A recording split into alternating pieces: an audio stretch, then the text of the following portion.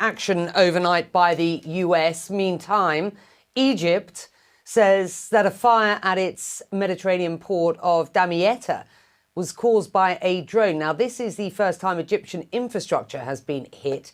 Eleni with us following this part of this narrative.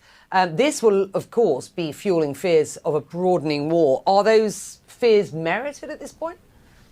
Yeah, I mean, this is what my sources are telling me and industry experts. So I was alerted to this late last night, Dubai time, and there was shock in the industry that Egypt and Damietta port was targeted. It is a crucial port for Egypt. It is strategic. It has an LNG terminal. It is on the Mediterranean. And then initially it was a fire that erupted on the Energos Winter, which is a fuel storage unit as well as a regasification unit. That fire then spread onto the gas log vessel as well. And you can see some of the images of the fire as well as the smoke. Egyptian authorities extinguished this fire and then confirming today that indeed it was a drone strike. Now, my sources tell me that we don't know where this comes from. There is major concerns around the source of this drone, but if this is now a true expansion that extends beyond the Strait of Hormuz and the attacks that we've seen in the Red Sea now heading towards Mediterranean ports, it really poses the question around hostility that is expanding and then drawing Egypt into this. And importantly, it's energy infrastructure again, Becky, and it basically mimics and it has the hallmarks of what we've been seeing since the start of the war to try and cripple economies not only in the Gulf region but also now broadening it to the wider Middle East and even Mediterranean ports in terms of impacting a country like Egypt. We know that these two vessels were quickly pulled out by tugboats. They're now idling in the Mediterranean, according to Kepler, and now Egypt needs to make some kind of plan, contingency plan. These fuel storage units were brought in to deal with the high energy demand for Egypt over the summer period. The risk assessments right now by shippers, they don't know what this means, but they're wondering if this is a once-off or whether this is a true escalation that's now broadened to other ports. Right, you are up to date. Eleni, thank you for that. You're up to date both from Washington and indeed from the wider perspective in the region. More, of course, as we get it. At the same time, Iranian media say explosions were heard across the south of the country. The US says it carried out powerful attacks on military command centres and on drone facilities. Well, Pakistan, which played a mediating role in last month's US-Iran agreement, says it is trying everything it can to revive negotiations. Kevin Liptak at the White House. We are getting the latest on the overnight US strikes on Iran from CENTCOM. What are they saying? They're describing this as a heavy wave of retaliatory attacks for those attempted strikes by Iran on U.S. positions that happened 2 days ago. What CENTCOM says they targeted were military command centers, missile and drone facilities, coastal surveillance and defense sites, and maritime capabilities. They say that these were all targets of the IRGC, and they were, quote, aimed to further diminish threats posed by Iran and its proxies to American forces, commercial shipping, and neighboring Gulf countries. This does seem to stop short of the full-scale return to war that we know President Trump has been considering and that he's received options for. And you have seen how the U.S. military has been bolstering forces in the region in the occasion that the president decides to go in that direction. But before the strikes began last night, the president described this as more of a tit for tat. He said it was the U.S.'s turn to strike Iran after Iran struck its positions in the region.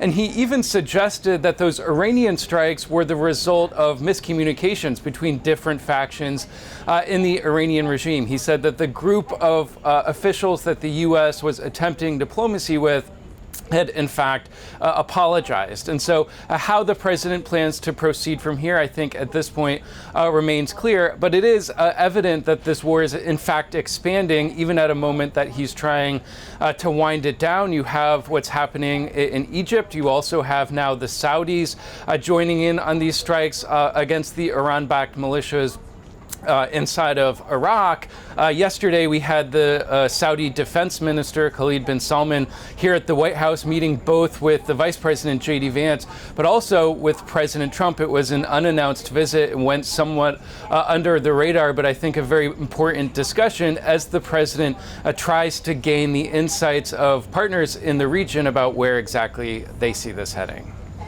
The war with Iran is now expanding across the Middle East. Egypt now confirms that it has come under attack for the first time since the war began. And just yesterday, U.S. Central Command said that Saudi Arabian forces joined American forces in conducting joint strikes against Iran-backed terrorist sites in Iraq. Overnight, CENTCOM says it conducted a new wave of strikes across Iran. They say it was in response to Iranian attacks on U.S. forces. The strikes were forecasted by President Trump earlier, who said from the Oval Office that it was, quote unquote, our turn. The question now is, how many more turns will there be before any negotiations to end this war start back up in a real way again? Joining me right now is CNN national security analyst Beth Sanner. It's good to see you, Beth. Egypt, Saudi Arabia, they're now involved in this thing. What does this mean for the war?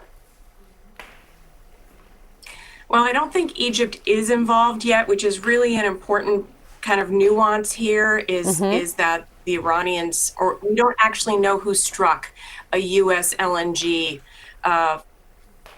facility. It's not exactly a facility, a platform in Egypt. Egypt hasn't responded, and I don't think they will.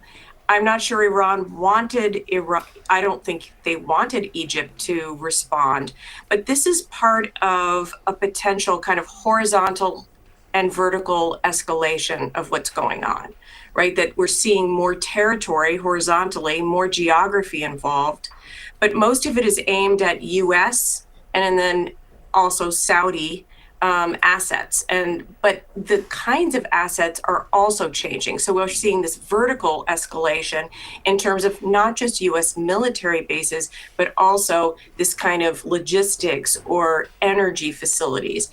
And so we are seeing an escalation now. And again, today, Iran has responded with attacks on Jordan and Kuwait. And so we're seeing this tit for tat, Kate, and you know, there's some big questions here because there's got to be an off-ramp at some point, but the president now is deciding. Yeah. Up or down. Yeah, exactly. The Saudi Arabian foreign minister, he met with the U.S. after the joint strikes were conducted. And the kingdom's assessment, according to sources CNN is reporting, is that Iran will seek to create leverage through escalation and will continue trying to use pro-Iranian militias in Iraq and Yemen's Houthis to do so.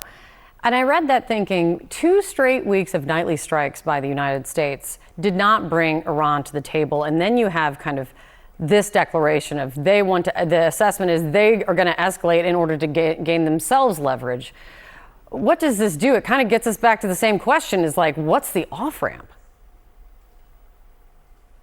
It's really difficult to say. And I think that this is something that, you know, all of us who are watching this closely have been saying for weeks now is that there doesn't seem to be a very clear off ramp. Someone has got to basically, I don't want to say capitulate, but has got to stop in order to get the negotiations back. But it takes 2 to tango. And I think what Iran is showing that, you know, they escalated during the pause, right? So we had this pause and then they did this surprise attack on Jordan. I think it was purposeful.